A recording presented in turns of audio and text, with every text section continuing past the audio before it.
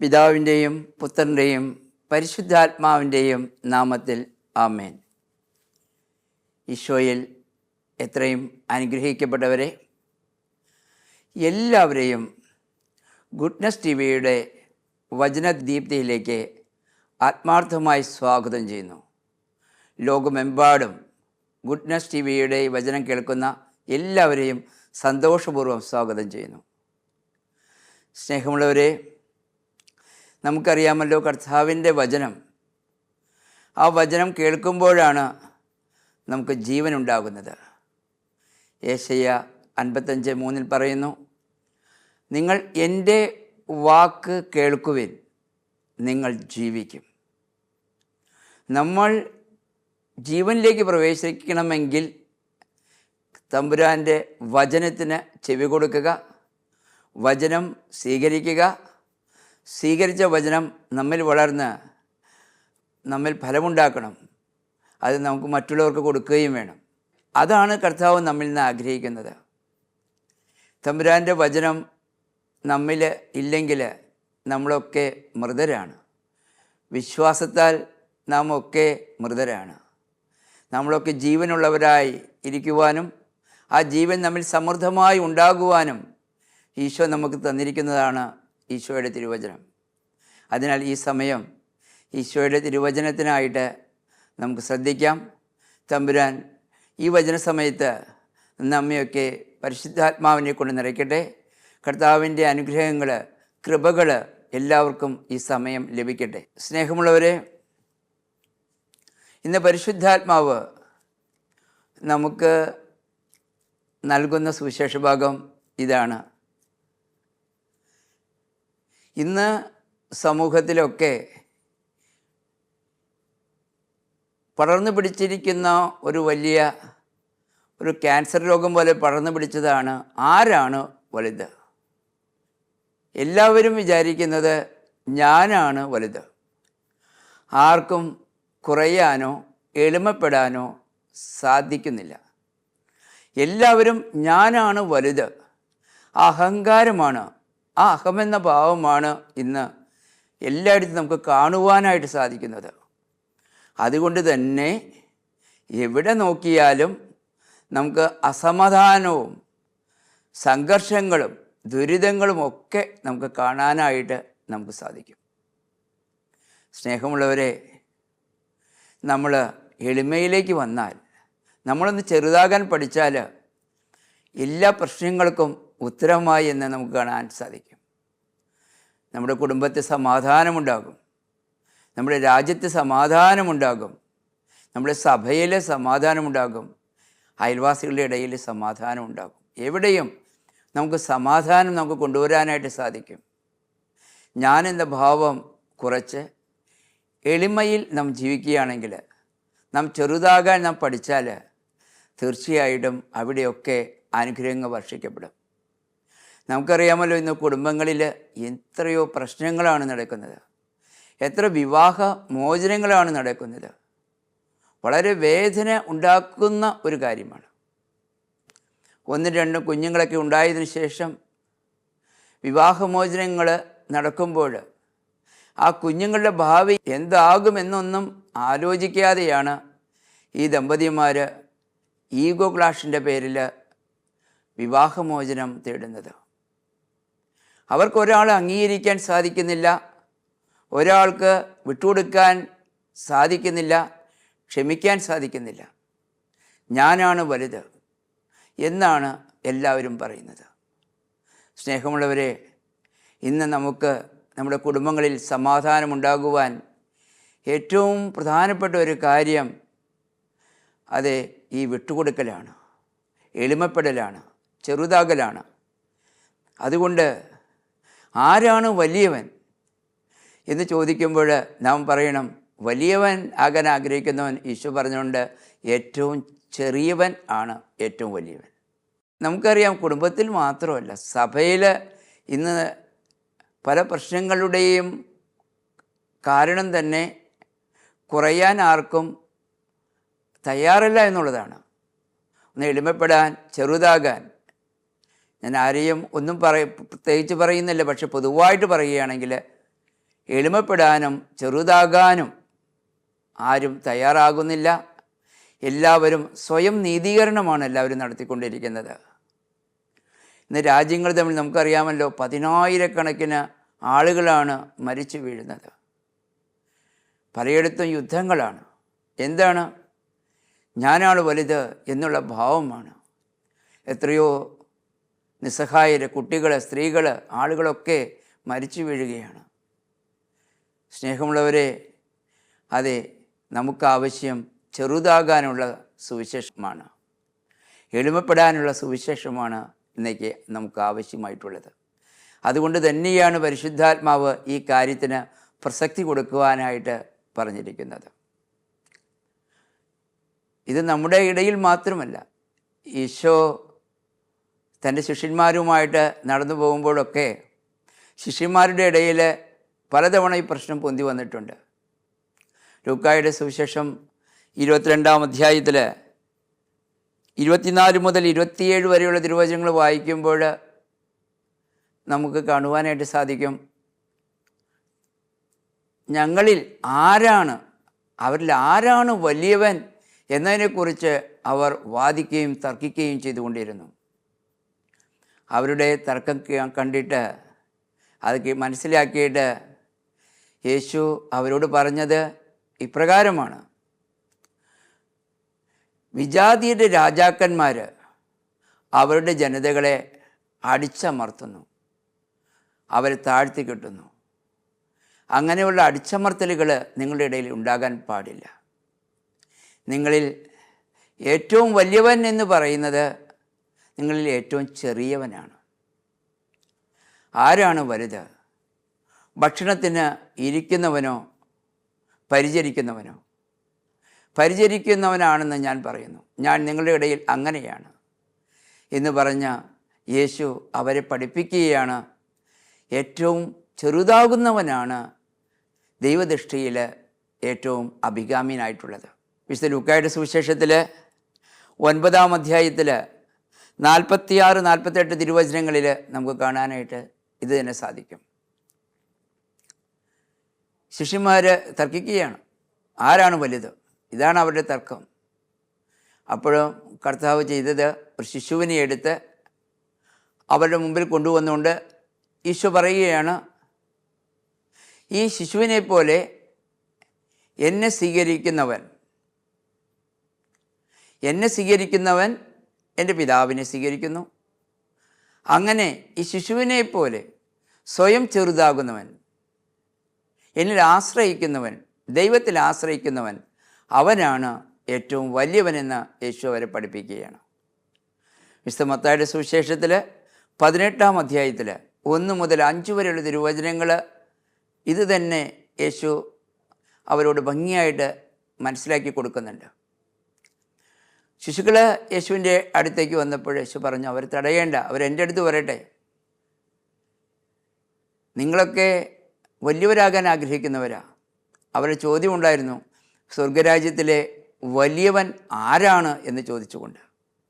അപ്പോൾ ഈശോ അതിൽ നിന്ന് ഒരു ശിശുവിനെ അവർ മുന്നിൽ നിർത്തിയിട്ട് പറഞ്ഞു, ഈ ശിശുവിനെ പോലെ മാനസാന്തരപ്പെടുന്നില്ലെങ്കിൽ ആരും സ്വർഗരാജ്യത്തിൽ പ്രവേശിക്കുകയില്ല. ഈ ശിശുവിനെ പോലെ സ്വയം ചെറുതാകുന്നവനാണ് സ്വർഗരാജ്യത്തിലെ വലിയവൻ. വ്യക്തമായിട്ട് യേശു പറയുകയാണ്. സ്നേഹമുള്ളവരെ, നമുക്ക് സ്വയം ചെറുതാകാനായിട്ട്, ഒന്ന് എളിമപ്പെടാനായിട്ട് നമുക്ക് സാധിക്കട്ടെ. എന്താണ് ഈ താഴ്മ? എന്താണ് എളിമപ്പെടൽ? പലരും വിചാരിക്കും, ഞാൻ ഒന്ന് കുമ്പിട്ട് നടന്നാൽ അല്ലെങ്കിൽ കുറച്ച് മോശമായ ഡ്രസ്സൊക്കെ ധരിച്ചാലൊക്കെ താഴ്മ. അതൊന്നും അല്ല താഴ്മ. നമ്മൾ നേരെ നടക്കുകയും നല്ല വസ്ത്രങ്ങളൊക്കെ ധരിച്ചൊക്കെ നടക്കാം, പക്ഷേ അതൊന്നും അല്ല. എളിമ എന്ന് പറയുന്നത് ഒരു ശൂന്യവൽക്കരണമാണ്. ശൂന്യവൽക്കരണത്തോടെ ദൈവത്തിന് മുമ്പായിട്ട് നമ്മെ തന്നെ സമർപ്പിക്കുന്നതാണ് എളിമ, താഴ്മ. മറ്റൊരർത്ഥത്തിൽ പറയുകയാണെങ്കിൽ ദൈവത്തിൽ പരിപൂർണമായിട്ട് നാം ആശ്രയിക്കുകയാണ്. കൊച്ചുകുട്ടിയെപ്പോലെ എല്ലാ കാര്യത്തിലും ദൈവത്തിൽ ആശ്രയിക്കുകയാണ്. ദൈവവചനത്തിന് നാം കീഴ്പ്പെടുകയാണ് പൂർണ്ണമായിട്ട്. നമ്മുടെ ബുദ്ധിയോ യുക്തിയോ ഒക്കെ മാറ്റിവെച്ചിട്ട് ദൈവവചനത്തിനായിട്ട് പൂർണ്ണമായി കീഴ്പ്പെടുന്നു, അനുസരിക്കുന്നു, പരിശുദ്ധ അമ്മയെപ്പോലെ. അതാണ് എളിമ എന്ന് പറയുന്നത്. നമ്മിൽ അഹങ്കാരമുണ്ടോ, നമ്മിൽ ഈഗോയുണ്ടോ, ഇതൊക്കെ നമുക്ക് ടെസ്റ്റ് ചെയ്യാനായിട്ട് പെട്ടെന്ന് കണ്ടുപിടിക്കാനായിട്ട് ബുദ്ധിമുട്ടാണ്. പക്ഷെ എങ്കിലും മറ്റുള്ളവർ നമ്മെ അംഗീകരിക്കാതെ വരുമ്പോൾ, നമ്മുടെ ഹൃദയം അസ്വസ്ഥമാകുന്നുണ്ടോ, മറ്റുള്ളവർ നമ്മുടെ പോരായ്മകൾ ചൂണ്ടിക്കാണിക്കുമ്പോൾ നമ്മൾ വേദനിക്കുന്നുണ്ടോ, അല്ലെങ്കിൽ മറ്റുള്ളവർ നമ്മെ താഴ്ത്തിക്കെട്ടുമ്പോൾ, ചെയ്യാത്ത കുറ്റങ്ങൾ നമ്മുടെ മേലെ ആരോപിക്കുമ്പോൾ, പരദൂഷങ്ങളൊക്കെ പറയുമ്പോൾ നമ്മുടെ അവരോടുള്ള സമീപനം എന്താണ്? നമുക്ക് അർഹതയുണ്ടായിട്ടും നമ്മെ അവഗണിക്കുമ്പോൾ നമ്മുടെ സമീപനം എന്താണ്? ഇവിടെയൊക്കെ കുറേയൊക്കെ നമുക്ക് മനസ്സിലാക്കാനായിട്ട് സാധിക്കും എങ്ങനെയാണ് എളിമയിൽ ജീവിക്കുന്നതെന്ന്. ഒരു ദിവസം ഞാൻ പുസ്തകങ്ങളൊക്കെ എഴുതുന്ന ഒരു വ്യക്തിയാണ്. അപ്പോൾ എൻ്റെ കുറച്ച് പുസ്തകങ്ങളുമായിട്ട് ഒരു ബുക്ക് സ്റ്റാളിലേക്ക് ഞാൻ പോയി. ബുക്ക് സ്റ്റാളിൽ പുസ്തകം കൊടുത്തു. അതിനുശേഷം 2 ആഴ്ച കൊണ്ട് തിരിച്ചു വരാൻ പറഞ്ഞു. 2 ആഴ്ച കൊണ്ട് ഞാൻ ചെന്നു. അപ്പോൾ അവിടെ 3-4 പേരുണ്ട്. അപ്പോൾ ഞാൻ കൊടുത്ത പുസ്തകം ക്ഷമയുടെ സുവിശേഷം എന്ന പുസ്തകമാണ് കൊടുത്തത്. ഞാൻ അവിടെ ചെന്നപ്പോൾ 4-5 പേര് അവിടെ നിൽക്കുന്നുണ്ട്. അപ്പോൾ അദ്ദേഹം എന്നോട്, ഞാൻ പൈസയ്ക്ക് വേണ്ടിയാണ് ചെന്നത്, എത്ര പുസ്തകം വിറ്റിട്ടുണ്ടെങ്കിൽ ആ ബാക്കി പൈസ നമുക്ക് കിട്ടുമല്ലോ, എത്രയാണെന്ന് വിചാരിച്ച് അത് കിട്ടും, അതിനു വേണ്ടിയാണ് പോയത്. അവർ ഡിസ്കൗണ്ട് കഴിച്ച്.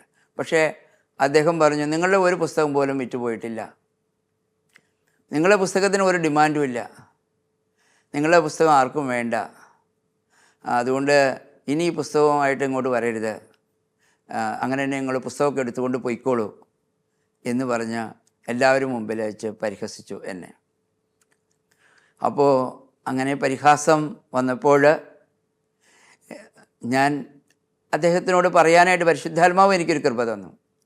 ഞാൻ പറഞ്ഞു, ശരിയാണ്, തീർച്ചയായിട്ടും നിങ്ങൾ ഉൾക്കൊള്ളുന്ന ആശയം ചിലപ്പോൾ ഉണ്ടാകില്ലായിരിക്കാം, പക്ഷെ എനിക്ക് വേണ്ടി നിങ്ങൾ ദൈവത്തോട് പ്രാർത്ഥിക്കണം, നന്നായിട്ട് എഴുതാൻ കരുതിക്കൊണ്ട് നിങ്ങൾ ദൈവത്തോട് പ്രാർത്ഥിക്കുക, അപ്പോൾ നല്ല പുസ്തകങ്ങളൊക്കെ എനിക്ക് ഇനി എഴുതാൻ കഴിയും, നിങ്ങൾ ദയവായിട്ട് ആ പുസ്തകങ്ങളൊക്കെ എനിക്ക് തിരിച്ചു തരൂ, ഞാൻ കൊണ്ടുപോയിക്കൊള്ളാം എന്ന് പറഞ്ഞു. അപ്പോൾ അദ്ദേഹം ചിരിച്ചുകൊണ്ട് എന്നോട് പറഞ്ഞു, ഞങ്ങൾ ഒന്ന് പരീക്ഷിക്കുകയായിരുന്നു, ക്ഷമയുടെ സുവിശേഷം എന്ന പുസ്തകമാണല്ലോ തന്നത്, ക്ഷമയുടെ സുവിശേഷ പുസ്തകം തന്ന ആൾക്ക് എത്രമാത്രം ക്ഷമയുണ്ട്, എത്രമാത്രം എളിമയുണ്ട്, താഴ്മയുണ്ട് എന്ന് ഞങ്ങളൊന്ന് പരീക്ഷിച്ചതാ എന്ന് പറഞ്ഞുകൊണ്ട് അവരെ കൈ തന്നു. എന്നിട്ട് അവർ പറഞ്ഞു, പുസ്തകമെല്ലാം ചിലവായി എന്ന് പറഞ്ഞു. സ്നേഹമുള്ളവരെ, നമ്മളെ മറ്റുള്ളവർ ഒന്ന് കുത്തി നോവിക്കുമ്പോൾ, നമ്മളെ തൊടുമ്പോൾ, അപ്പോൾ എങ്ങനെയാണ് നമ്മുടെ ഈഗോ വർക്ക് ചെയ്യുന്നത്? നമുക്ക് ദൈവത്തിൽ ആശ്രയിക്കാൻ നമുക്ക് കഴിയുന്നുണ്ടോ? 1 പത്രോസ് 5-ാം അധ്യായത്തിൽ ഇപ്രകാരം പറയുന്നുണ്ട്, ഈശോ നിന്ദിക്കപ്പെട്ടപ്പോൾ ഈശോ പകരം നിന്ദിച്ചില്ല. ഈശോയാകട്ടെ ഒരു പാപവും ചെയ്തിട്ടില്ല, ഒരു വഞ്ചനയും കാട്ടിയിട്ടില്ല. എന്നാൽ ഈശോ നമുക്കൊക്കെ ഒരു മാതൃക നൽകുകയാണ് ചെയ്തത്. ഈശോയെ നിന്ദിച്ചപ്പോൾ ഈശോ പകരം നിന്ദിക്കുന്നില്ല. ഈശോയെ പീഡിപ്പിച്ചപ്പോഴാകട്ടെ ഭീഷണിപ്പെടുത്തുകയും ഇല്ല. നാം വായിക്കുന്നുണ്ടല്ലോ, അറുക്കുവാൻ കൊണ്ടുപോകുന്ന കുഞ്ഞാടിനെ പോലെ അവൻ തല കുമ്പിട്ട് നിന്നു. എല്ലാം ദൈവത്തിന് ഭാരമേൽപ്പിക്കുക ചെയ്തേ, ദൈവത്തിന് സമർപ്പിക്കുക ചെയ്തേ. സ്നേഹമുള്ളവരെ, നാം ചെയ്യേണ്ടതും ഇത് തന്നെയാണ്. എല്ലാം ദൈവത്തിനായിട്ട് നമ്മൾ സമർപ്പിക്കുക. അത് ഈശോയാണ് ചെയ്യുന്നത്. നാം ഒക്കെ ഈശോയെപ്പോലെ ആകുക. ഫിലിപ്പിയർക്ക് എഴുതിയ ലേഖനത്തിൽ 2-ാം അധ്യായത്തിൽ 5 മുതൽ 11 വരെയുള്ള തിരുവചനങ്ങൾ നാം വായിക്കുമ്പോൾ നാം മനസ്സിലാക്കുന്നുണ്ട്. ഈശോയുടെ മനോഭാവം നമുക്കുണ്ടാകണമെന്നാണ് പറയുന്നത്. ഈശോയുടെ മനോഭാവം ഇതായിരുന്നു, അവൻ ദൈവത്തിൻ്റെ രൂപത്തിലായിരുന്നെങ്കിലും ആ സമാനത നോക്കാതെ അവൻ സ്വയം ശൂന്യവൽക്കരിച്ച് ദാസനായി മനുഷ്യൻ്റെ ആകൃതിയിൽ കാണപ്പെട്ടു എന്നാണ് പറയുന്നത്. മരണം വരെ, അതെ, കുരിശുമരണം വരെ തന്നെ തന്നെ അവൻ താഴ്ത്തി, അനുസരണയുള്ളവനായി പിതാവിന്. അതിനാൽ പിതാവ് അവനെ അത്യധികം ഉയർത്തി, എല്ലാ നാമങ്ങൾക്കും ഉപരിയായ നാമം അവന് നൽകുകയും ചെയ്തു. അതുകൊണ്ടാണ് 1 പത്രോസ് 5:6 പറയുന്നത്, നിങ്ങൾ ദൈവത്തിൻ്റെ സന്നിധിയിൽ താഴ്മയോടെ നിൽക്കുവിൻ, താഴ്മയോടെ നിൽക്കുവിൻ. തക്ക സമയത്ത് അവിടുന്ന് നിങ്ങളെ ഉയർത്തിക്കൊള്ളും. നമ്മൾ താഴ്മയോടെ നമ്മൾ ജീവിക്കുമ്പോൾ, പ്രവർത്തിക്കുമ്പോൾ തക്ക സമയത്ത് ദൈവം ഉയർത്തിക്കൊള്ളും. അതെ, ഈശോ അനുസരണയുള്ളവനായി, പിതാവിന് അനുസരണയുള്ളവനായി തന്നെ തന്നെ താഴ്ത്തിയപ്പോൾ എല്ലാ നാമങ്ങൾക്കും ഉപരിയായ നാമം അവൻ നൽകി. എല്ലാ മുട്ടുകളും അവൻ്റെ മുമ്പിൽ മടക്കി. സ്നേഹമുള്ളവരെ, അതിനാൽ എളിമയുള്ളവരാകാനാണ്, താഴ്മയുള്ളവരാകാനാണ് കർത്താവ് നമ്മെ മനസ്സിലാക്കി തരുന്നത്, കർത്താവ് നമ്മെ പഠിപ്പിക്കുന്നത്. കർത്താവ് നമുക്ക് എത്രയോ മാതൃകയാണ് സുവിശേഷത്തിൽ നമുക്ക് നൽകിയിരിക്കുന്നത്. നമുക്കറിയാലോ, യേശുവിൻ്റെ ജ്ഞാനസ്നാനം, അവൻ ദൈവമായിരുന്നിട്ടും ഒരു മനുഷ്യൻ്റെ മുമ്പിൽ, സ്നാപകയോഹന്നാൻ്റെ മുമ്പിൽ സ്നാനത്തിനായിട്ട് ചെല്ലുകയാണ്. അപ്പോൾ സ്നാപകൻ ചോദിക്കുന്നുണ്ട്, ഞാൻ നിന്നിൽ നിന്ന് സ്നാനം സ്വീകരിക്കാനിരിക്കെ നീ എൻ്റെ അടുത്ത് വന്ന് സ്നാനം ചോദിക്കുന്നുവോ? അപ്പോൾ കർത്താവ് പറഞ്ഞു, ഇപ്പോൾ നീ ഇത് സമ്മതിക്കുക, എല്ലാം നീതിയും പൂർത്തീകരിക്കപ്പെടേണ്ടതുണ്ട്. സ്നാപകൻ സ്നാനം നൽകുന്നു, സ്വർഗം തുറക്കപ്പെടുന്നു, പരിശുദ്ധാത്മാവ് പ്രാവിൻ്റെ രൂപത്തിൽ ഇറങ്ങി വരുന്നു, പിതാവായ ദൈവത്തിൻ്റെ സ്വരം കേൾക്കുന്നു, ഇതാണ് എൻ്റെ പ്രിയപുത്രൻ, ഇവനിൽ ഞാൻ പ്രസാദിച്ചിരിക്കുന്നു. സ്നേഹമുള്ളവരെ, എളിമയോടെ നമ്മൾ പ്രവർത്തിക്കുമ്പോൾ നമ്മുടെ മുമ്പിൽ സ്വർഗം തുറക്കപ്പെടും. എളിമയോടെ നമ്മൾ ജീവിക്കുമ്പോൾ പരിശുദ്ധാത്മാവ് നമ്മുടെ ഉള്ളിലേക്ക് കടന്നു വരും. എളിമയോടെ നാം ജീവിക്കുമ്പോൾ ദൈവം തന്നെ പറയും, എൻ്റെ പ്രിയപുത്രൻ നീയാണ് എന്ന് പറയും. സ്നേഹമുള്ളവരെ, അതിന് എളിമയിൽ ജീവിക്കാൻ നാം പരിശ്രമിക്കണം. ഈശോ നമുക്കറിയാമല്ലോ, യോഹന്നാൻ്റെ സുവിശേഷത്തിലെ 13-ാം അധ്യായത്തിൽ ശിഷ്യന്മാരുടെ കാലുകളൊക്കെ കഴുകിയതിന് ശേഷം സ്വസ്ഥാനത്തിരുന്നു കൊണ്ട് യേശു ശിഷ്യന്മാരോട് ചോദിക്കുന്നുണ്ട്, ഞാൻ എന്താണ് ചെയ്തതെന്ന് നിങ്ങൾ മനസ്സിലാക്കിയോ? നിങ്ങൾ എന്നെ ഗുരു എന്ന് വിളിക്കുന്നു, കർത്താവ് എന്ന് വിളിക്കുന്നു. അത് ശരിയുമാണ്.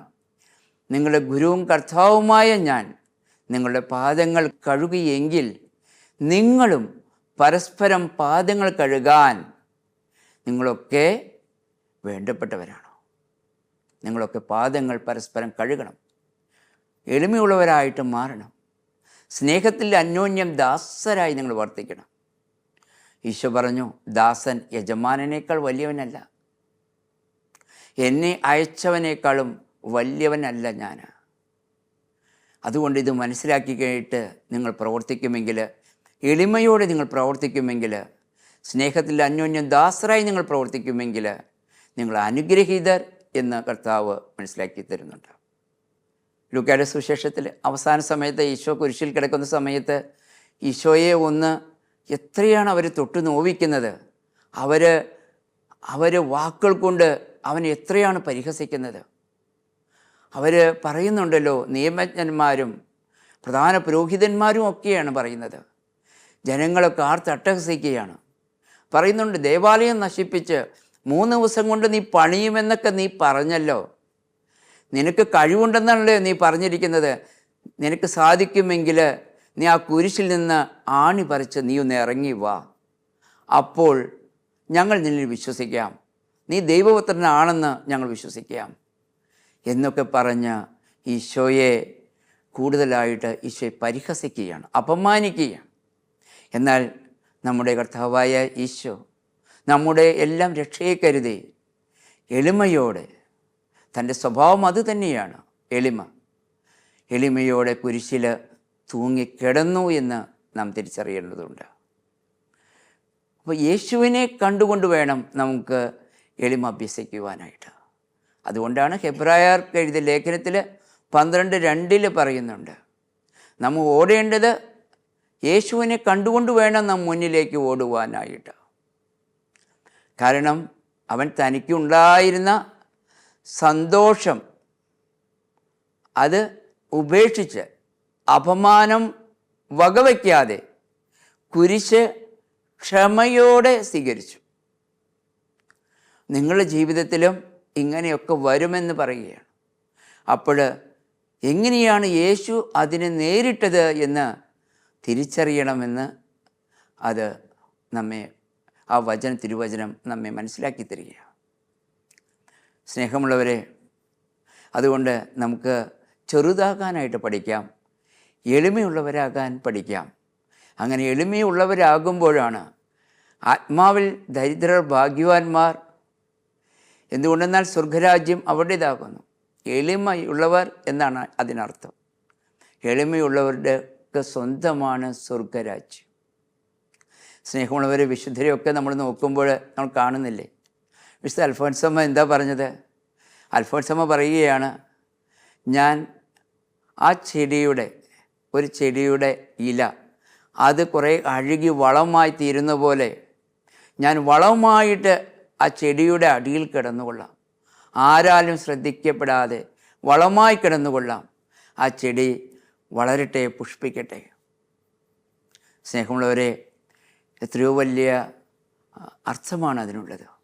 ആരാലും പ്രശംസിക്കപ്പെടാതെ, ആരാലും അറിയപ്പെടാതെ എളിമയോടെ ജീവിക്കാൻ സാധിക്കുക. വിശുദ്ധ ത്രേസ്യ പറയുന്നുണ്ട്, എന്നിൽ തന്നെയുള്ള നിസ്സാരത, ഒരു നന്മ പ്രവർത്തിക്കാനുള്ള കഴിവുകേട്, അതാണ് എനിക്ക് അഭിമാനിക്കാനുള്ളത് എന്നാണ് വിശുദ്ധ ത്രേസ്യ പറയുന്നത്. വിശുദ്ധ ഫ്രാൻസിസ് ബോർജിയ പറയുന്നത് ഇപ്രകാരമാണ്. ഒരാൾ അദ്ദേഹത്തെ കാർക്കിച്ച് തുപ്പിയപ്പോൾ അദ്ദേഹം പറയുകയുണ്ടായി, ഇതിലും നല്ലൊരു സ്ഥലം നിനക്ക് കണ്ടുപിടിക്കാൻ ബുദ്ധിമുട്ടായിരിക്കുമെന്ന്. സ്നേഹമുള്ളവരെ, എളിമ വിശുദ്ധരൊക്കെ നമ്മെ പഠിപ്പിച്ചു തരുന്നത് അതുകൊണ്ടാണ്. നമ്മൾ എളിമയുള്ളവരാക്കുക, നാം ചെറുതാക്കുക. അപ്പോൾ തീർച്ചയായിട്ടും നമ്മളൊക്കെ സ്വർഗരാജ്യത്തിലെ അംഗങ്ങളായിത്തീരും, സ്വർഗരാജ്യത്തിലെ വലിയവരായി നാം മാറും. അതോടൊപ്പം തന്നെ നമ്മുടെ പ്രാർത്ഥനകളൊക്കെ കേൾക്കും, തമ്പുരാൻ കേൾക്കും. പ്രഭാഷകൻ്റെ പുസ്തകത്തിൽ പറയുന്നു, വിനീതൻ്റെ പ്രാർത്ഥന മേഘങ്ങൾ തുളച്ചു കയറുന്നു. യാക്കോബ് ശ്ലീഹ 4:6 പറയുന്നുണ്ട്, അതെ, എളിമയുള്ളവർക്ക് കൃപ കൊടുക്കുന്നു, അഹങ്കാരികളെ എതിർക്കുന്നു എന്ന്. മറിയത്തിൻ്റെ സ്വസ്ത്രഗീതത്തിൽ മറിയം പറയുന്നുണ്ട്, 1:48 പറയുന്നു, അവിടുന്ന് തൻ്റെ ദാസിയുടെ താഴ്മയെ കടാക്ഷിച്ചു. ഇനി സകല തലമുറകളും എന്നെ ഭാഗ്യവതി എന്ന് വിളിക്കും. ശക്തനായവൻ എനിക്ക് വലിയ കാര്യങ്ങൾ ചെയ്തു തന്നിരിക്കുന്നു. സ്നേഹമുള്ളവരെ, അതിനാൽ നമുക്ക് എളിമപ്പെടാനായിട്ട് സാധിക്കട്ടെ. കർത്താവിനെ കണ്ടുകൊണ്ട്, യേശുവിനെ കണ്ട് നമുക്ക് എളിമ അഭ്യസിക്കാം. തീർച്ചയായിട്ടും നമ്മളങ്ങനെ ചെറുതാകുമ്പോൾ നമ്മുടെ ഉള്ളിൽ സമാധാനമുണ്ടാകും, നമ്മുടെ ഉള്ളിൽ യേശു ജനിക്കും, പരിശുദ്ധാത്മാവ് കടന്നു വരും. ദൈവത്തിൻ്റെ പ്രിയപുത്രന്മാരായി പുത്രിമാരായി നാം ഒക്കെ മാറുകയും ചെയ്യും. യേശുവെ നന്ദി, യേശുവെ സ്തുതി. Hallelujah, hallelujah, hallelujah.